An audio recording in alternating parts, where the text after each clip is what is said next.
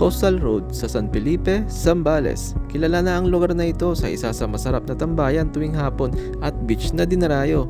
At sa vlog na ito gusto ko i-share sa inyo at ipakita kung ano nagbago this April 2025. Kaya tara, samahan nyo ako sa road trip ko sa San Felipe, Coastal Road. At dito nga, bumiyahin na ako papunta sa bayan ng San Felipe, Zambales. At kung magpunta ka dito, pwede mo makita ito sa Google Map gaya ng ginagamit ko tuwing may gusto akong puntahan. At dito, papasok tayo sa Barangay Santo Niño at diretso lang, sementado at malinis ang daan papasok dito.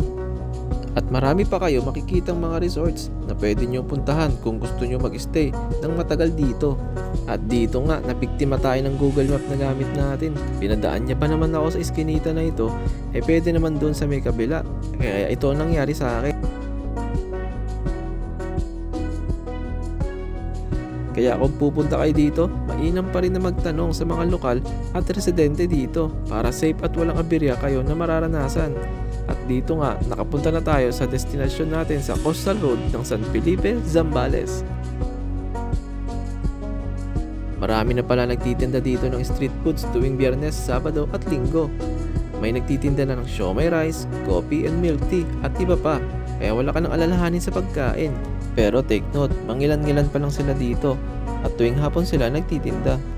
Isa pala sa best part ng lugar na ito ay ang sunset view. Grabe, sobrang Instagram worthy. Plus, less crowded pa siya kumpara sa ibang tourist spots, kaya perfect para sa mga gusto mag-unwind o magmuni-muni. Pero, paalala lang, be responsible sa mga kalat na dala natin para mapanatili pa rin natin ang kagandahan ng lugar na ito.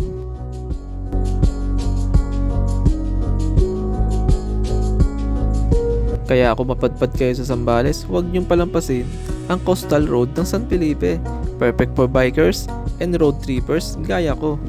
Paano, dito ko natatapusin ang video na to. Huwag kalimutan mag-like at i-share ang video na to kung nagustuhan ninyo ha. Hanggang sa muling adventure, salamat at ingat!